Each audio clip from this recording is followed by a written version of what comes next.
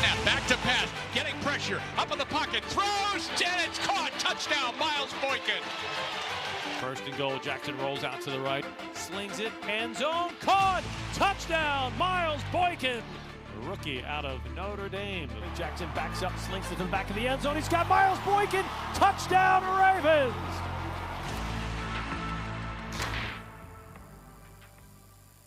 Welcome back to Good Morning Football. We are now joined by that guy right there. He was a star at Notre Dame, and he had a breakout rookie season with the Baltimore Ravens. He is now looking towards year number 2. Ladies and gentlemen, welcome Miles Boykin to Good Morning Football. Yeah. Thanks for having me. I appreciate it. Awesome. You know, Miles, GM Eric DaCosta came out earlier this offseason, and he said he thinks you're going to make a big jump, pointing to you as one of the reasons for optimism for Ravens fans. Everyone's excited about this team, but the receivers group in particular is expected to make the leap. Why can Ravens fans be so excited about Miles Boykin, year number 2? I just think, the year of experience really helped me. Obviously being on a team that did what we did last year, we came a little bit short, but there's a lot of things that we had just, went through as a team, and a lot of growth that you have as a rookie being on a team that goes to the playoffs and has a great season. So for me, I didn't even go through OTAs last year, mini camp. All I really had was camp. So I got a full off season. I learned a lot, and I'm just excited to get back out there, show my experience now. Miles, what's the biggest thing you took away from your rookie season? Man, it was a lot, but probably the thing that I would take is the margin of talent in the NFL. Man, it's so small. That's why they say, any given Sunday, it doesn't matter who you are, you can lose any game. That's probably what I would say, just because, anytime you step out there, you're one play away from losing a game, one play away from winning a game. We welcome the dulcet tones of Miles Boykin in the morning on Good Morning Football. So happy to have you.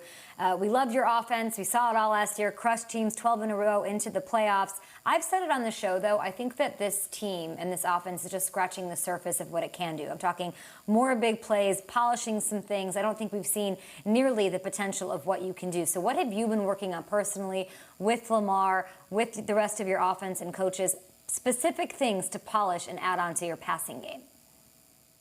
Yeah, really just route running and timing. I think that's the biggest thing, especially for how young we are. We had me and Hollywood out there a lot of the times when it was our first year, and even Lamar, it's only his second year playing. He was putting up those type of numbers.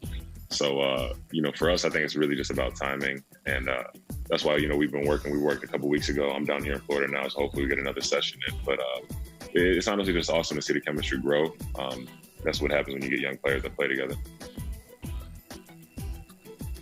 Miles, Lamar was talking recently about that loss to Tennessee, and he was really candid. And he says the Titans caught us by surprise. Did they? And what did you learn from that night?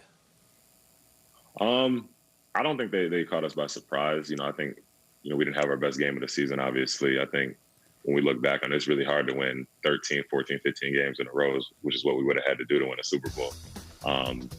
But for us, I really think it was just about us. It was about the experience. We were a young team. We made some mistakes, and you can't do that in playoff games. So that's why I said next year we're only going to get better. Obviously we had that experience under our belt now, and we're excited. We're young, and we're just excited to play. And I think that's the biggest thing for us. We go out there and we're kind of playing with blindfolds on sometimes, but now we got that experience under our belt, so we can go out there and really know what we're doing now. You hear things from NBA players about, like, Vince Carter. They'd say he can do dunks that you see in practice that he never even does in the games. There's so much more to his game. What do you see from Lamar Jackson day to day that maybe we don't know, either on the field or some of the off the field stuff, knowing what a leader he is? I remember when I got drafted there, and, I had people hitting up my phone talking about, Lamar can't do this, Lamar can't do that. We got out there to practice the first day, and I said, is this the same dude we talking about right here? Because this dude is crazy. I think everybody else was excited. Everybody else, was surprised about the MVP in the season, but everybody who was on the team, had seen that stuff before.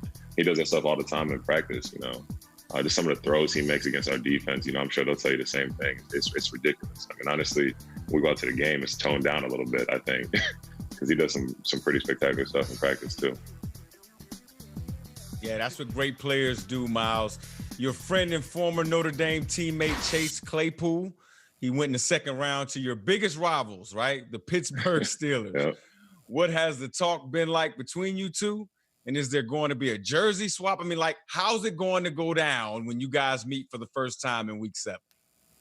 I mean, we know team-wise how it's gonna go down. I mean, that's easy.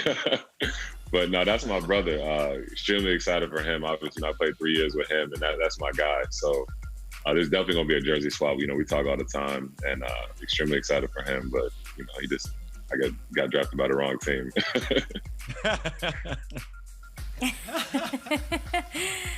We want to give you some love here and thank you for all you do for the community. I know that you held a virtual meet and greet online last month and donated all the proceeds to the Chicago United Way Fund towards COVID-19 relief. And you have a unique connection to the cause, I understand. What is that and why was it so important for you to help out? Yeah, absolutely. My mom is a nurse. So, I obviously wasn't at home during the whole COVID thing. I was in Baltimore, and it was really just important for me to find a way to give back. Obviously I help her out a lot, but it has to do with the whole community, and that's what's important for me. She's a nurse in Chicago. So, I think that this pandemic really hits close when you got somebody who could be going through it. I had a couple of family members get it. I had one pass away, but, it's definitely serious, and I want people to take it serious. So I kind of had to put my money where my mouth is. I think that there's a lot of people out here, kind of talking the talk, but not really, doing anything about it. So, I just wanted to do what I could. And so me and my marketing team came up with an idea, and it was awesome. I mean, it was even cool for me just because, I got to talk with fans and just interact with people, while I'm on lockdown too. I don't get to go out and interact with anybody. So, just trying to bring a bright spot to people's day and give them something to look forward to.